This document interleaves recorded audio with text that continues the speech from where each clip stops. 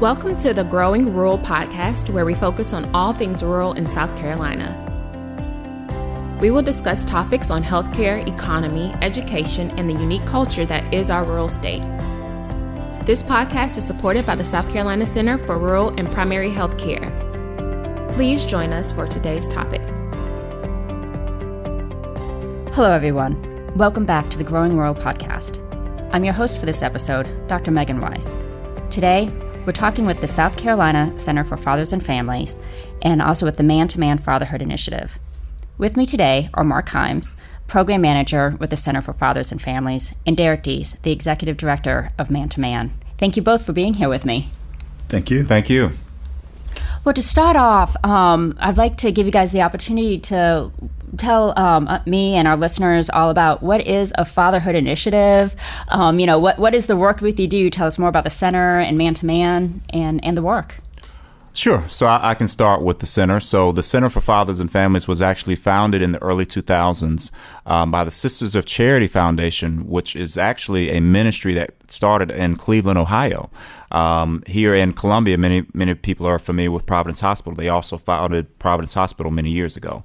But they're always focused on children and health and eliminating poverty. And so in the late 90s, they decided they wanted to address poverty and looked, at the landscape and saw that there were a lot of services for children, a lot of services for mothers, but there was nothing for fathers. And even with further evidence, there's such a huge impact with fatherlessness. They felt like there was a need to start programs and services for fathers. So it started as a series of grants in the late 90s. Those grants then were successful. They said, hey, let's continue this work and then form the center to carry out the work and continue the funding and the resources to help sustain those fatherhood programs throughout the state. Currently, there are 6 programs or organizations throughout the state. There's the Upstate Fatherhood Coalition, which serves the upstate, obviously. The Midlands Fatherhood, which serves the Midlands area. A Father's Way, which serves Lancaster and York County. Man, which you'll hear about later, is in the PD area. A Father's Place, which is in the Myrtle Beach, Georgetown area, and then the Low Country is served by Father to Father. And again, it's a statewide network of fatherhood programs providing various resources to help men be better fathers. And tell me a little bit more about the importance of working with fathers. As you said, there's been a lot of work, and we always hear about mothers and babies and all that. We don't always sometimes hear about fathers and fatherhood in the positive needs and ways of the work that you do. So can you elaborate a little bit on that? Absolutely. I could list statistic after statistic that shows the impact of a father not being involved. Right now we have an awareness campaign called the Dad Facts. If you go to thedadfacts.com, you can see a list of those statistics. If fathers aren't involved, all the negative behaviors and statistics go up, whether that's delinquency, whether that's early pregnancy. Children with fathers get better grades. I mean, there's just a list of things that are impacted by that statistic. We've done some work in the prison, and I recall being there and asking these men, how many of you had an active father? And probably 80 to 90% of them raised their hand saying they did not have a father in their life. And statistically, over 80% of the people in prison are there don't have a father in their life. So it's a huge issue. And the key is we haven't done a lot to address it. We expect men to kind of pull themselves up by their own bootstraps, but a lot of them can't. We often in fatherhood talk about men not being deadbeat, but dead broken. So they don't have the resources. They don't have the know-how. Many of them don't have fathers in their lives themselves. So we're expecting them to do something that they really don't have the tools or resources or understanding to do. Thank you for sharing that. So Man is one of the Fatherhood Initiative programs.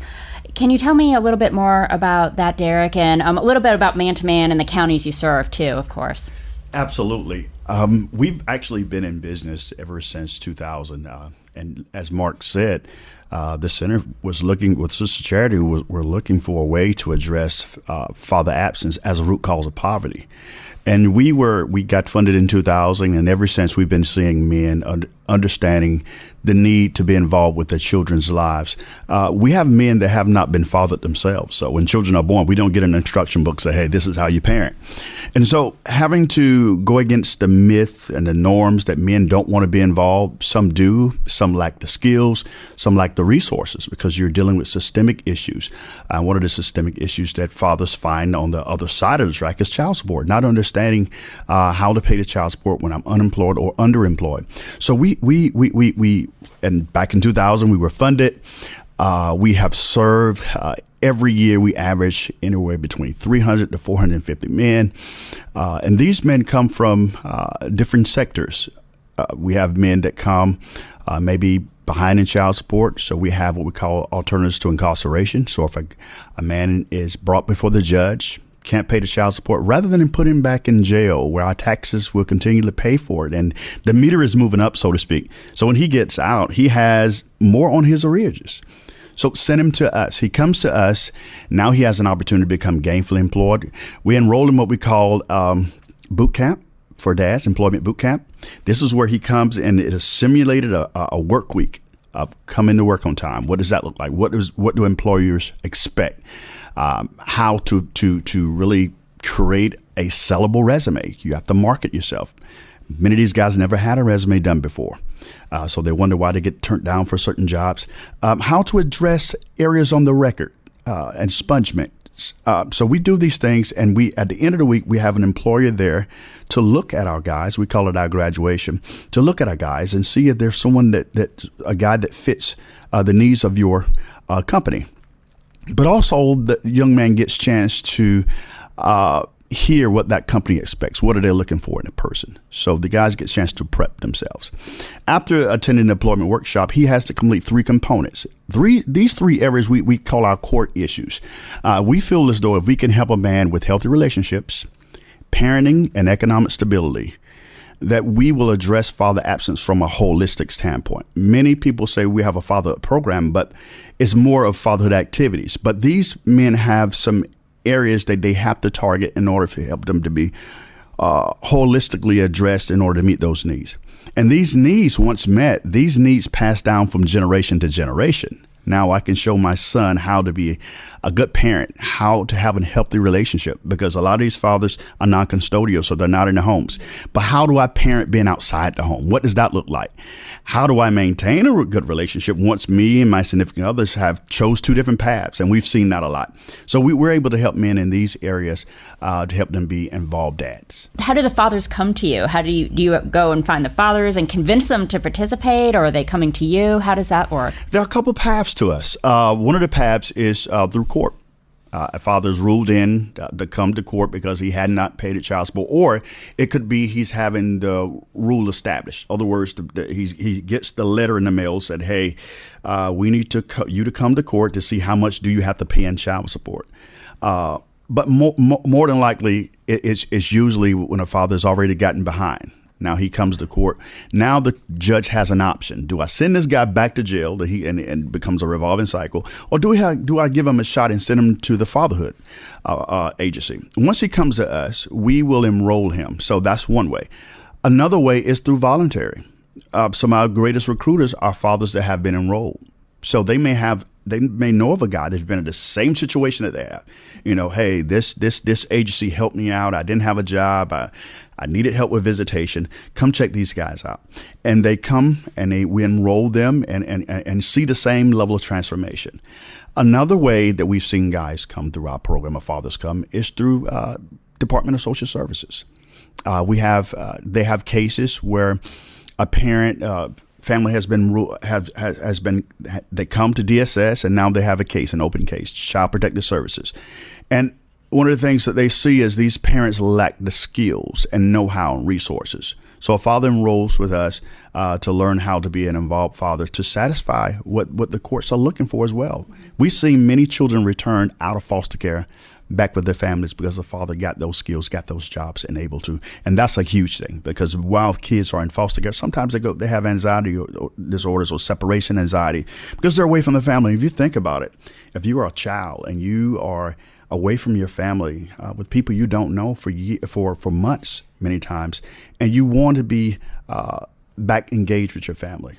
And so we help out with that re-engagement process. One of the things that I've really been impressed with in reading about your work is the holistic perspective. It's not just, okay, we find someone a job, or it's just the legal aspect, or it's just the parenting. It's really having that perspective that it's the whole person. And it sounds like that's been baked in from the program from the beginning. Do you guys want to speak a little bit more about either statewide and also at the local level about how it takes all parts of the person to really be able to do this work? When men come to us, typical participants, all levels. We have all levels of participants, but about a third of our guys don't even have their GED.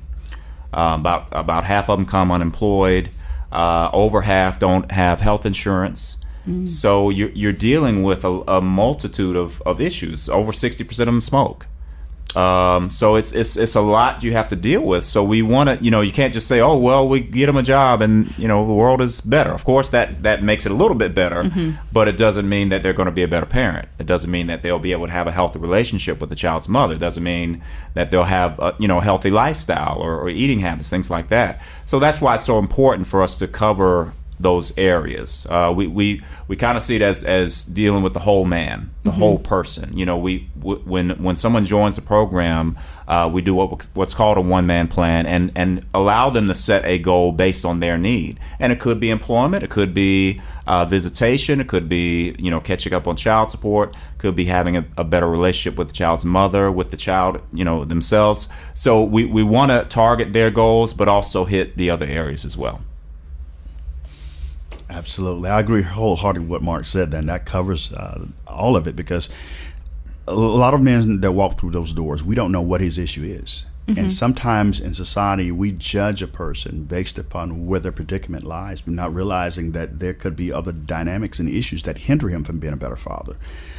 We've seen a lot of men that come because the relationship has been severed, he's no longer involved in the life of his child.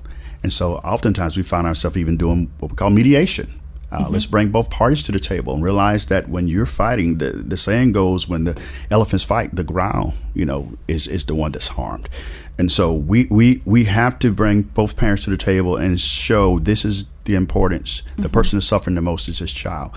So we're ecstatic when both parties are able to come together and see, hey, even though we go in our separate ways and we remarried and or started back dating, that the fundamental challenge is how do we come together to parent this child and put our own feelings aside.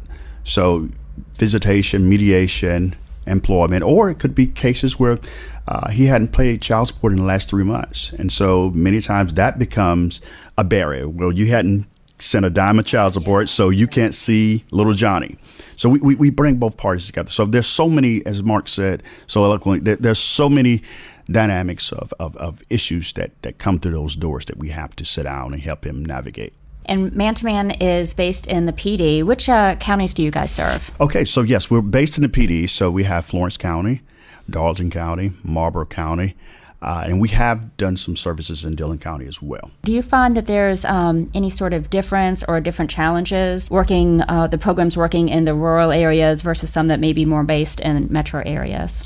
There are, because there's sometimes you can set goals at a state level, but there's a different dynamic on the local level, because you don't have the same level of resources as you were in Greenville versus Marlborough County or Darlington County, because the resources are not there. So helping the guys navigate their issues or meet demands in their lives based upon location. Location matters. We help these guys also with the information disconnect. Even though it's a small area, many times information doesn't get out to certain sectors of the population. So connecting those fathers with available resources that they would not know, and those could be health resources, those could be employment resources, different things that men don't get on a day-to-day basis because they're not plugged in. We often talk about it in our employment boot camp. Your net worth is your network. So by them being connected with us, we create that quadred networks that he wouldn't have had apart from us. And so he's able to plug in with employment and plug into in order to address certain health disparities. And so there is a challenge. Usually in big metropolitan areas, the resources are blasted out everywhere. So a man can pretty much walk in the door and kind of figure things out. In small rural areas, that's not the case. They don't have the resource readily available that makes it down to our population. So with creating these networks, I imagine the fathers also create networks within themselves, so perhaps create some more positive social support networks. Do you see that happening as well? We do, because when a father's been, and Mark said it earlier about not being deadbeat but dead broken, when you're dealing with brokenness in men go into caves. We pull back when we feel brokenness. And when you're broken, you become a recluse. You don't reach out because you feel like the world is against you. Because most of these guys, when they first come in, they've had engagement with social sectors, but it's going to be on a punitive scale. So there's going to be some resistance.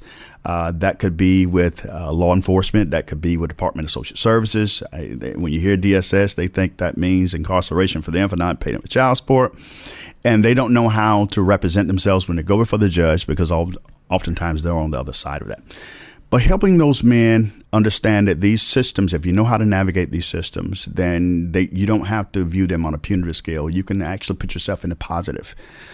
We've had judges that have changed their mindsets of how they see fathers, because when a man comes in front of them, they're just ready to hand out a sentence. You don't have your child support, then go to jail for 90 days, go to jail for 6 months. But now there's a pullback.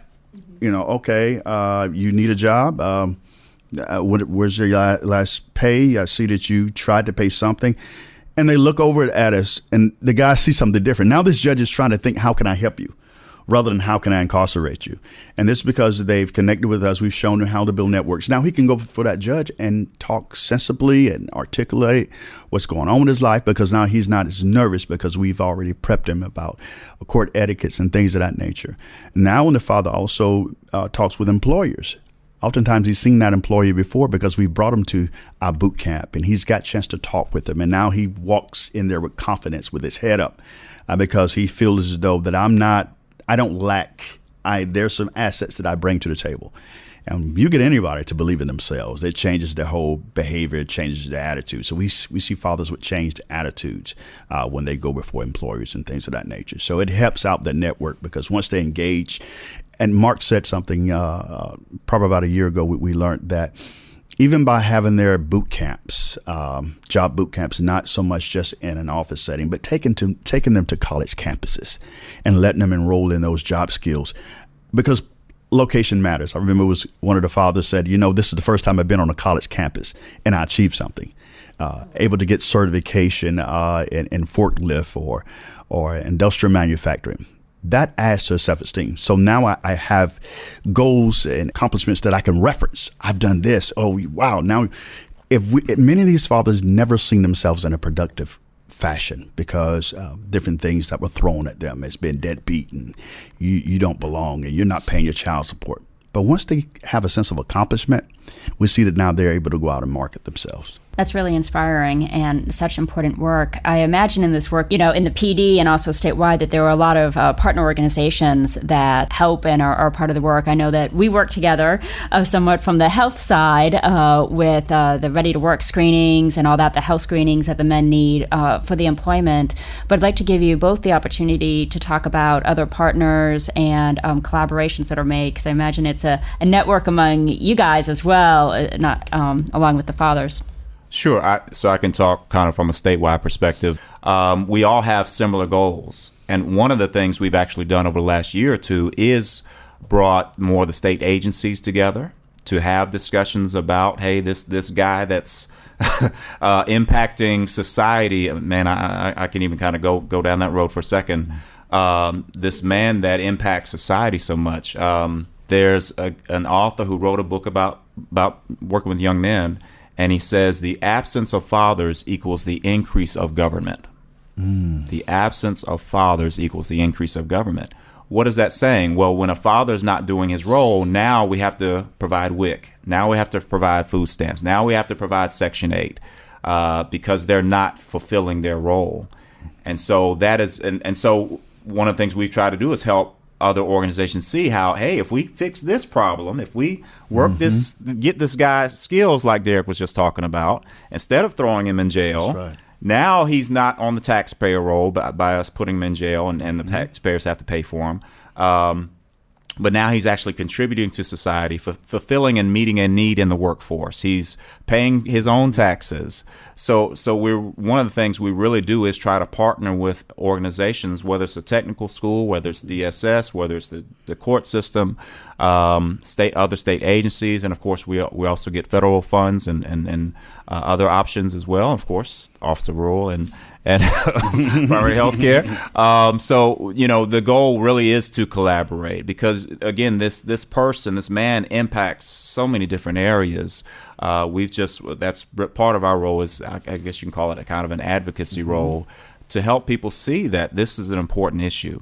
And to go back a little bit too, talking about the network, one of the things I think society hadn't realized is how much the network it doesn't really work with our participants, or how it's kind of stacked against them. So, for example, you have a man that has a child out of wedlock. A lot of our laws were formed with the two parents in mind, which I'm an advocate for, so I'm not speaking against that. But society is changing. You have having more single parent families, more children born out of wedlock. So that child is born, the rights automatically go to the mother. The father has to fight for rights. They have to sign up for the fatherhood registry. They have to do certain things that they may or may not know how to do. So then, they break up, as couples often do. Now he has to fight to see the child. He has to pay child support and do all these things. So the system hasn't really been too worked out too well for a lot of men. So then he gets behind on child support. Let's say he misses a payment by 5 days. Now he's ruled in. Derrick used the term ruled in before. Now he's basically going to court because he missed his payment. He's 5 days late on his payment.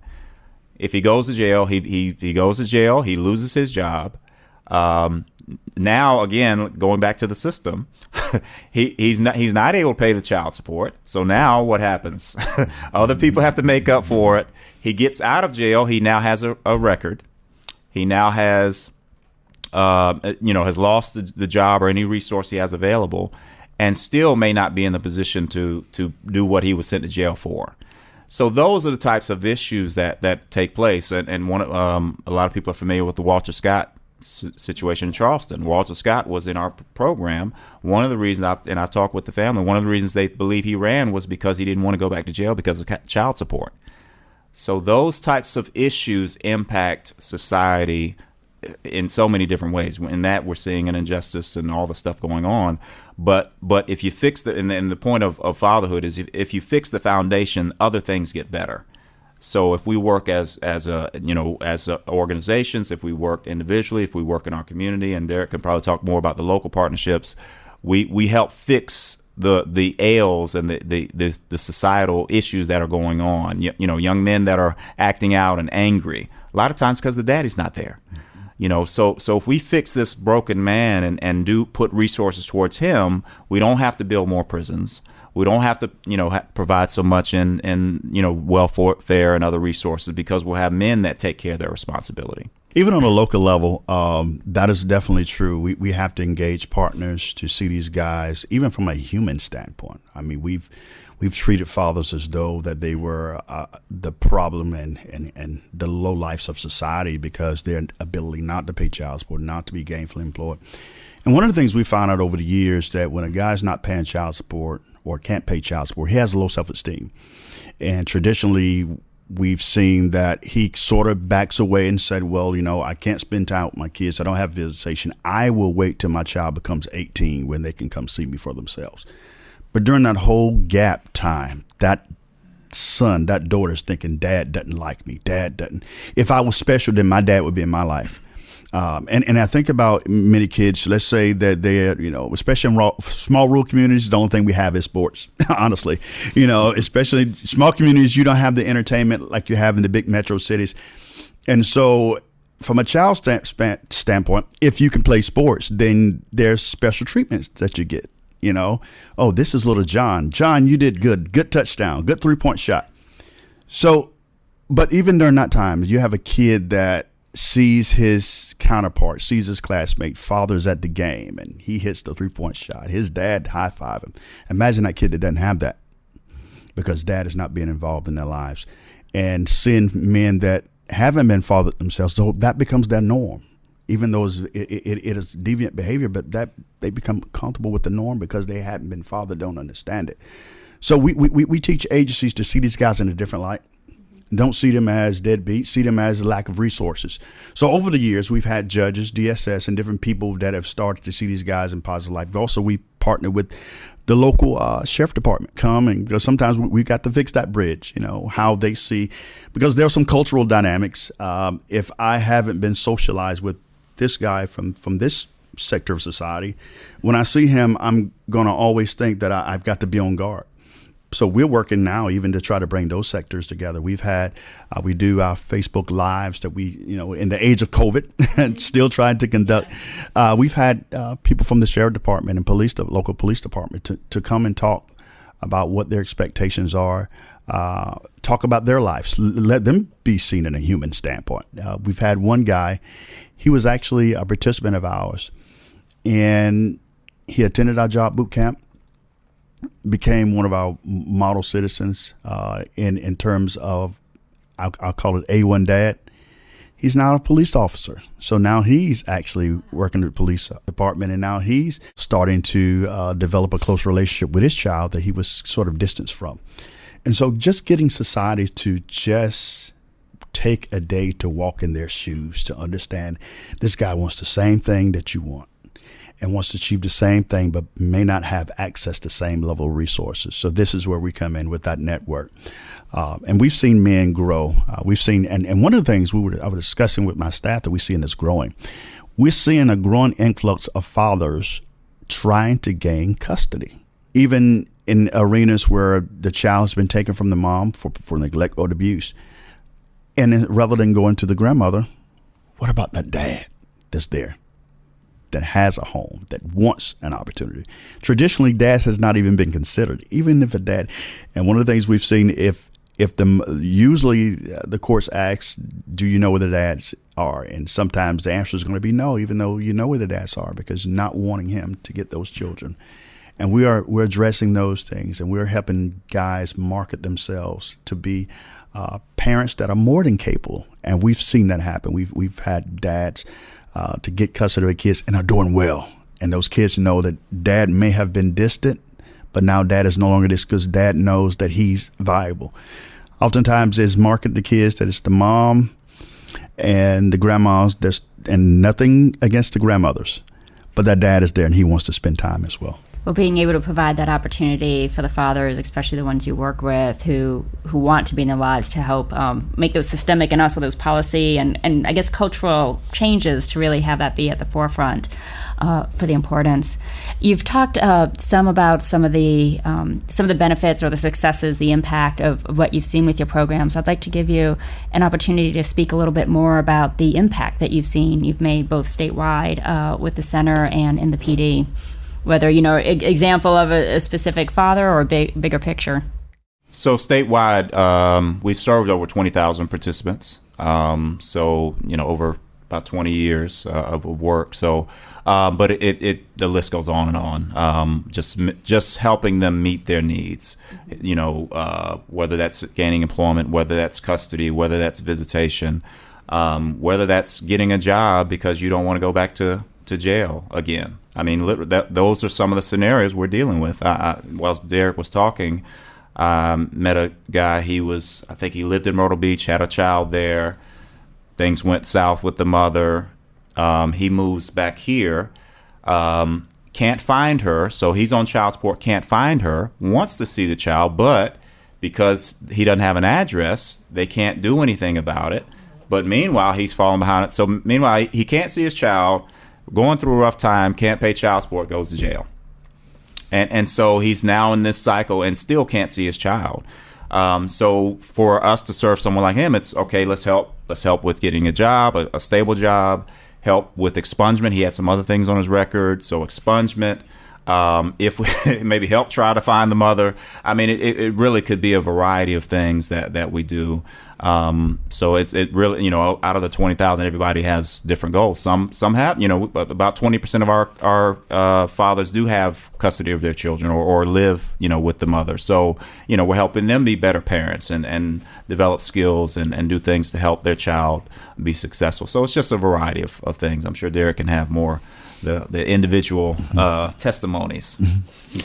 Yeah, I'm thinking of a couple. One that comes to mind, and the more recent, there was a father. He was actually, him and his wife had separated and eventually gone different paths. And because of that reason, she would not let him spend time with those boys. These boys are developing testosterone, but also anger because they can't spend time with the father. He was an involved father before the breakup, but now the breakup, like Mark said earlier, the rights go to the mother. So what do you do when you have a father that say, hey, I want to spend time with my kids, but I can't see them and feel as though that I can do nothing about it. So he went through our what you call a healthy relationship component, learning how, even though you feel as though that you're not in the wrong, how to be able to still have a good relationship with the mother of the children. Well, long story short, she starts to realize that I can't do anything with these boys. The old saying goes, the mother gives the first birth, but it's the dad that gives the second birth. It's the dad that brings that identity, knowledge of what manhood and masculinity is. There was a study done by Dr. Wade Horn many years ago, and he was talking about there was an elephant preservation that they had, and with the elephant preservation, they realized something that, and it draws back to the work we do. They realized that they were seeing that the population was growing. So someone had the bright idea to move the bigger elephants or the adult elephant, the male elephants, out of the preservation, put it in someplace else. So then you have the mother elephants as well as the children elephants. So over a period of time, they start to notice something very familiar, that the rhinos and the different animals were gorged to death, and they was trying to figure out, they thought it was poachers, maybe trying to get the tusk and everything. But the tusks were not removed. So they was like, okay, what's going on here? And so they put up cameras and everything. They noticed that the young elephants during this time would develop testosterone, and they would go into fits and rages. And they were gorged other animals, and they were finding out it was the young elephants coming up that were killing the other animals. So they began to bring in, people that do studies and animal behavior, and they brought back the male elephants and put them back in the population, because it was the male elephants that showed the young elephants how to conduct themselves when they have this fits or rages of testosterone. And so that shows that we need to bring back the male elephants. We need to bring the fathers back in their lives. And I say that because it goes along with the point I'm making, that when these two kids, the 13-year-olds, were placed back with the fathers, model behavior, the fits and rages stopped, the anger expression. And so this is what Mark was talking about earlier, that in our society, we have the shootings, we have influx of different things going on. We have kids that are dropping out of school. Is because you need that order. You need both parents involved. Even though a father may not be living in the home, he can still have the same impact to bring some of that behavior. This is what manhood looks like. This is what masculinity is really all about. This is how you take care of your families. Take that energy and put it on a football field or the basketball court, or use it to drive your creativity of your brilliance and foster that, whether it's in the arts or whether it's in electronics. That man guiding the son of what to do. And we see that a lot in our society. We see that a lot in the work we do every day, that those boys or those young men get a chance to understand what manhood. Because thank God for the women trying their best to raise these boys, but you need that guidance from that father to come in and partner, not compete with, but to partner with the mother to help from a holistic standpoint. Because one thing about mothers bring the nurturing side, the care, oh, Johnny, be careful. You're going to hurt yourself. You're going to hurt yourself. But notice how dad comes and puts him on the table and said, jump. And he catches him. And mom like, he's going to hurt himself. But what he's done, he's teaching that kid how to be a risk taker, how to push yourself to the edge, and that is something that is biologically driven, that can be used for something positive. And I think because you can overmother a child, And what I mean by over-mother, you want to put out every little fire he gets into. You want to kiss his little boo-boo when he falls, and that's fine. But that dad comes to you, can do it. You're tough. So how does that translate to life? Well, when you lose that job, instead of going into depression, get up, son. There's another job waiting for you. You take that chance. Take that training. I believe you can be the best mechanic you can be. I believe you can be the best computer software programmer. Teaching him to believe in himself. So I think you need the nurturing as well as that guidance and that fortitude. So this is what we're teaching the men. And a lot of these men haven't had that. So when we pour into it, sometimes we find ourselves being servant fathers to our participants. When you've been raised with a father, that these things that are innate become second nature. But if you haven't had that, you have to really absorb it and how to replicate that to go on generations after generations. The work we do takes time. Typical guys with us, maybe 6 to 9 months. You may not see the fruit of it. A tree it takes years for a tree to grow, and we're growing trees. We're developing men. And I was thinking of a good example, a gentleman that named Keto Jordan was in our program years ago, Midland's program here in Columbia. Rough background, didn't have his father, spent years in prison, joined the program in his early 20s. Again, not having a father, he really connected to the director at the time. His name's Richard Barr, who now works for the center. And he became really a father figure to him. Today, he has his own business. I can't remember. He's got 4 kids, I believe. At least 2 of them in school or graduated. But total different change. But again, you don't see the full manifestation of it till years later, till you see what he puts in his kids. And so that's really the process with this. It's not a get rich quick is the wrong expression, but it's not going to happen tomorrow. Yeah, I was thinking that, we have annual reports, and I'm sure, to your funders, you have reports, or, we want to, we might ask how many men, have the health screenings, are they connected? But really what it is, as you're talking about with the fathers and, getting connected to healthcare and getting connected to employment. But it seems the biggest impact is actually the one on the children, on the sons and the daughters who now have their fathers back in their lives and those relationships. And that's hard to collect and put in an annual report, after just, we said 6 to 9 months with the fathers. And that even kind of one of the things we look at is, of course, like you said, we got to report and say, hey, we did this.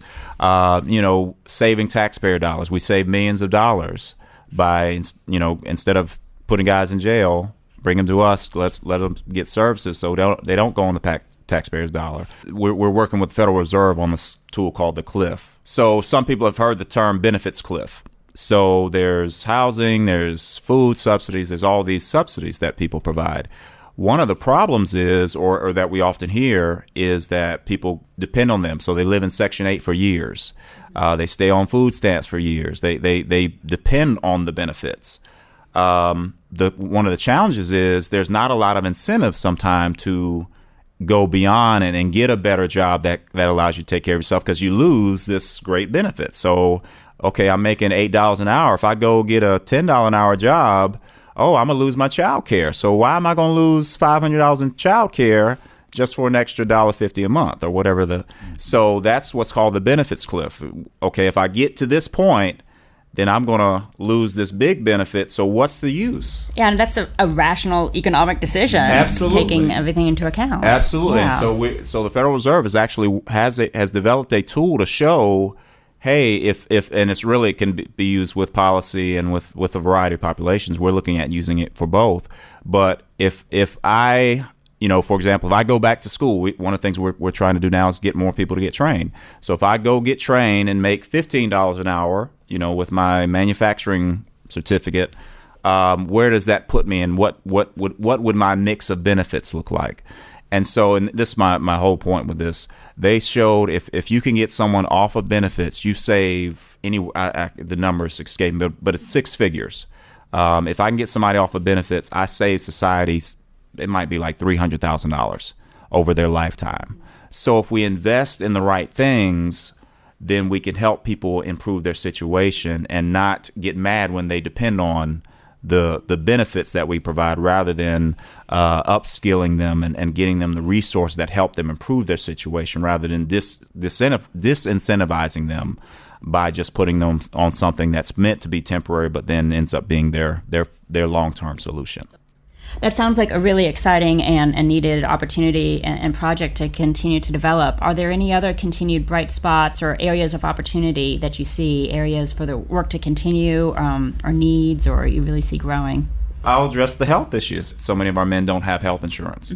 Of course, in these times, employers are the major providers. Yes. So if we have men that are working in hourly, sometimes under the table type jobs and those types of things. So one of the things we're big on is trying to get health screenings for men.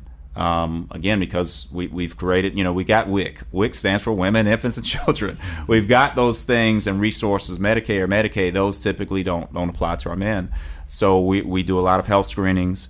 We're also even adjusting our curriculum to address more of a healthy eating, active living opportunities, because a lot of these men simply don't understand. And so even from a rural health perspective, the lack of access to healthy eating.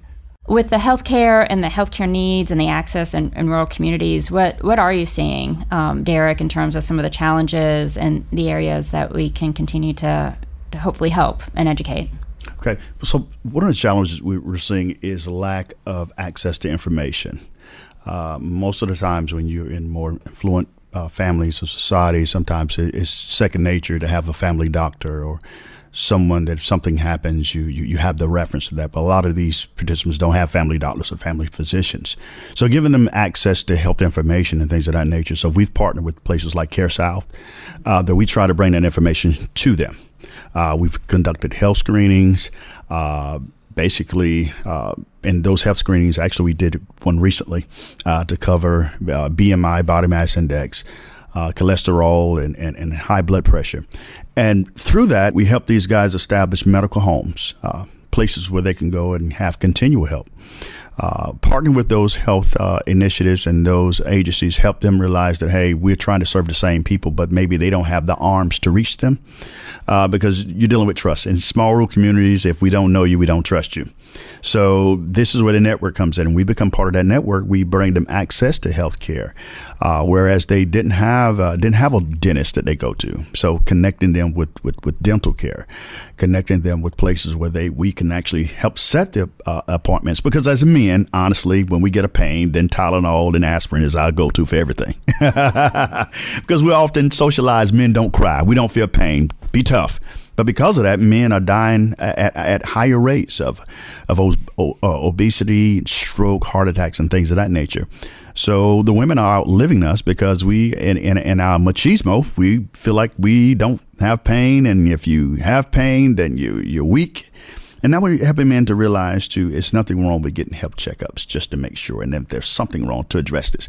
We had one case that comes to mind. We had a young man, and we had got him a job at this industry. And we noticed he was eager to work. He was he was about 22 at the time. He became gainfully employed. We actually had transportation set up to go to work. He worked for about 2 weeks, and he was complaining about not being able to keep up with the work. He had recently got married, and this child was about 1 year, about 1 year old. So the mother left him. So she leaves, she goes to Florida. Now he's there with the 1 year old trying to maintain a job. He couldn't keep up with the work. So we had him involved in a health screening. A nurse practitioner found in his health screening, he's in his early 20s, the worst case of rheumatoid arthritis she's ever seen to someone that age. His feet were starting to turn over. I mean, his knuckles were almost like, and just to give you a visual, remember E.T. with he's had the big fingers. His joints were starting to look like this. But he didn't know what was going on because he didn't have access to care. So we're able to get them evaluated and get treatment started for them. So we have many men that are trying to work, but don't know what's going on with their bodies. They may feel an ache. Oh, that's fine. I can just take something for it. And then it turns into something larger. So one of the things we're able to do is connect these men and fathers to medical homes, to places that will do an evaluation or screening for a sliding scale fee, or some of a pro bono or free. And these are some of the things we're doing. And usually every Wednesday we do a healthy eating. So rather than serving pizza or fried chicken, we opt out for subs and grilled chicken, teaching them healthy eating habits. And one of the things I started to understand, that we try to get people to lose weight and eat healthy, but one of the things I started to figure out, and this is from the counseling side of me, that a lot of times certain eating habits that we have is tied back to good times. You may have been raised in a family where you do Thanksgiving, you got the hen, you have the fried chicken, you got the pork chops. Those were good moments in our lives, from Thanksgiving to Christmas and sometimes Sunday dinner. So these eating ties them back to healthy times in their families, emotionally healthy times. That's why I guess we call it soul food, right? It's good for the soul, makes you feel good. But what happens, it becomes habitual, something you practice all the time, but it ties you back to a good time in your life. So we're now teaching them that, hey, eat in moderation. This is why you should drink more water. This is why you should opt out for grilled chicken instead of fried chicken. These habits turn to generational lifestyles. So we're encouraging lifestyle changing. Also with mental health, how to deal with stress and self-esteem. We partner with local entities to talk about addressing anger issues or healthy lifestyles in terms of how you communicate. We have high blood pressure because we hold and harbor stress. So we address those issues as well. That way we can encourage this behavior to be handed out to the children. So basically connecting with these local medical agencies to offer their services to things that men would not have before. If I can add, I'm looking at the life expectancy for males in South Carolina. Where's the lowest life expectancy? Marion County is number 1. Marlboro is number 2. Dillon is 4th. I think I saw Darlington is about 9th. So rural counties, lower life expectancy, and of course you guys know there's more to it than just some of the things we're talking about. But of course access to doctors and things like that. But that shows the struggle of in those areas of being able to take care of yourself, whether it's eating habits, whether it's access to a health provider. There's a lot of issues in rural areas, and we see it especially impact men that typically don't go anyway. So now I'm driving an hour to go to because we don't have a hospital in this area. I mean, there's even less incentive. So men in those areas are especially impacted by this issue of health. I'm glad Mark just said that because even in Marlboro, there's no longer a hospital there. So I mean, and there was a conference we went to, and they said that when there's not a hospital in your area, and if you have to drive 15 to 20 minutes out, the likelihood of survival is real low. Particularly for critical events like strokes, heart attacks. Absolutely.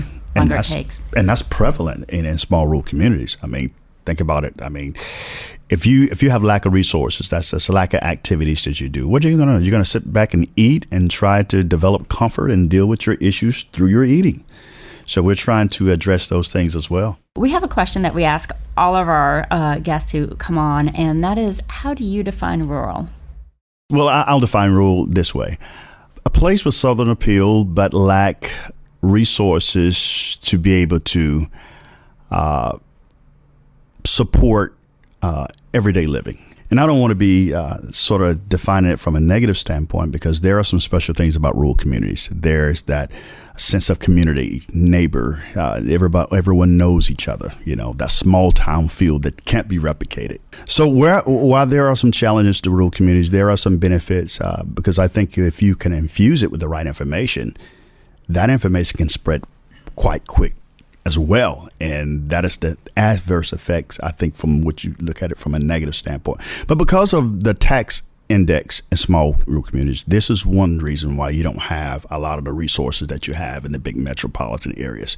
But we're trying to bring more visibility to that and people like you guys that are bringing the resources to that, we're able to help turn that big ship. It takes a while to turn that big ship, but at least chip at it a little bit at a time. So I think that an area that actually has smaller population, but greater needs, I think. Small population, but greater needs. And I think by helping to address those needs, you can actually chip away at those health disparities. I was thinking you can think of it from a positive and a negative. And I think so much thoughts now, well, maybe because of our jobs, but you think of the negative and the lack of resources, things like that. But I had a flashback. My mother is from Winsboro, Fairfield County.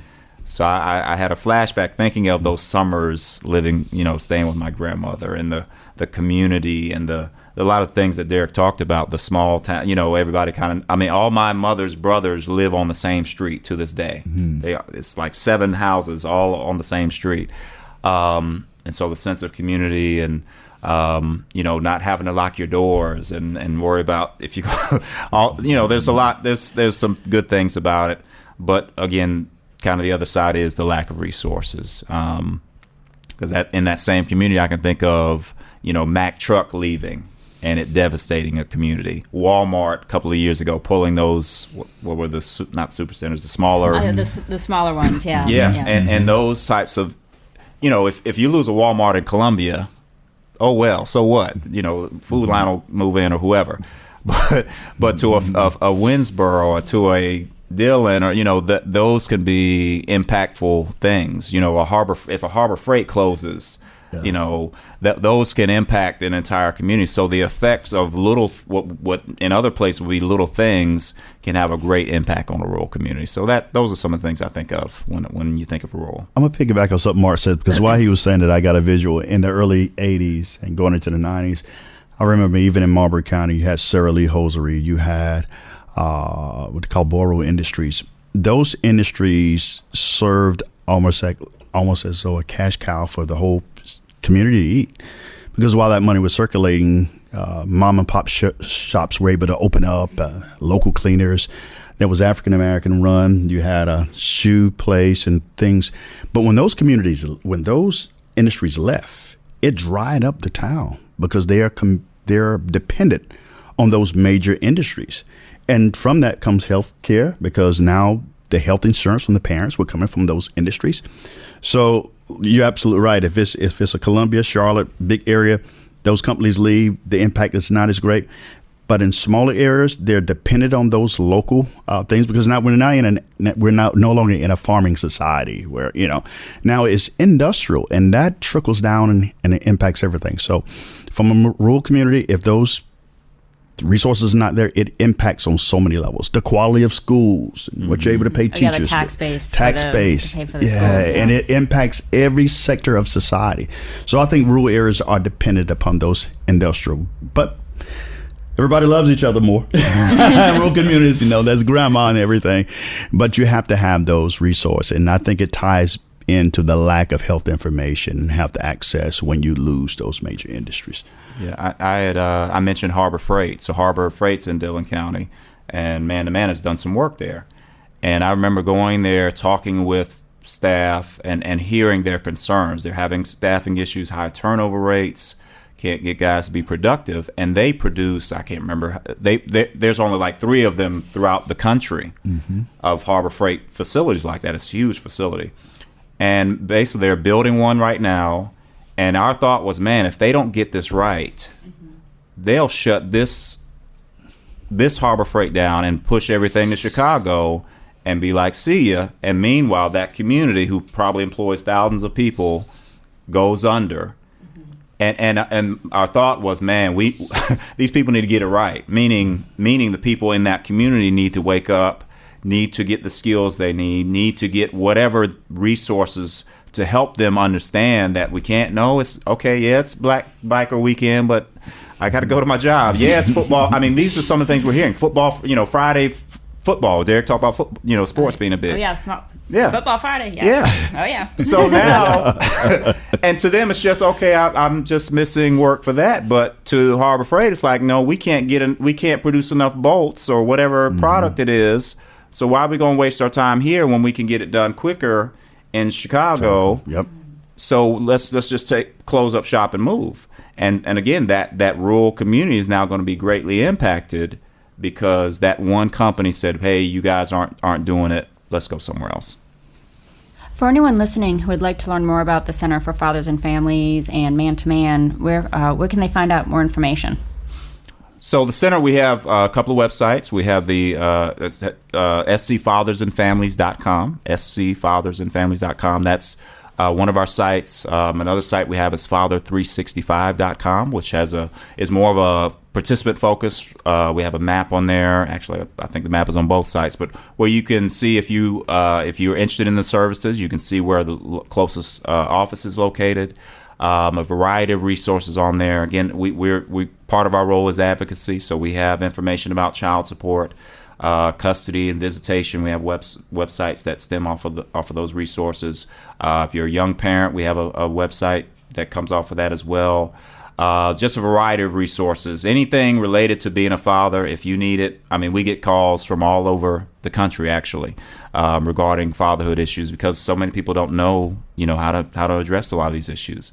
We have a YouTube page. We've done a lot of videos. We've done a documentary on young fathers. We have a training video that Man to Man has been a part of. And those are on our YouTube page, SC Center for Fathers and Families. Facebook, other places as well. And our, what I call the Fatherhood Hotline is oh my gosh, I'm about to forget it. 1-844-4SC-DADS. I hope I got that right. It actually goes to my line. I should never forget it, but I'm about to forget it. I think it's 1-844-4SC-DADS. But again, that's a place where people can call, hey, I'm having this issue with my mother. Hey, I can't find my child, all those things, and they can call and get information as well. Fatherhood 365, you can find us through that as well, but also man-to-man-fathers.com, the number 2 man, the number 2 manfathers.com. Also, one of our office numbers, 843-479-4177. We have an office in Florence. We provide service in Hartsville, as well as Darlington County and Marlboro. So once you reach out to us, we assess that need and we will help in any way we can. Well, thank you, Marc and Derrick, so much for joining us today. Really appreciate you taking your time and sharing your experiences and expertise on our podcast.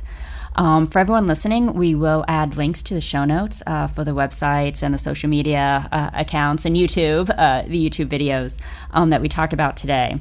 So please stay tuned for more episodes coming out soon. If you've liked what you've heard, please head over to iTunes, Spotify, or wherever you listen and leave us a rating. If you have ideas for guests you'd like to hear on our program, please let us know. We'd love to hear from you. That's all for today.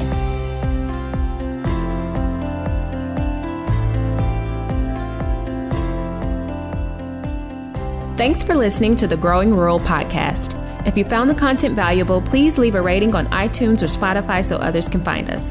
For more information, please visit our website at sc.edu/rural healthcare or follow us on Twitter at SC_CRPH. This was recorded at the University of South Carolina School of Medicine in Columbia. It is edited and produced by Sean Riffle. Y'all take care.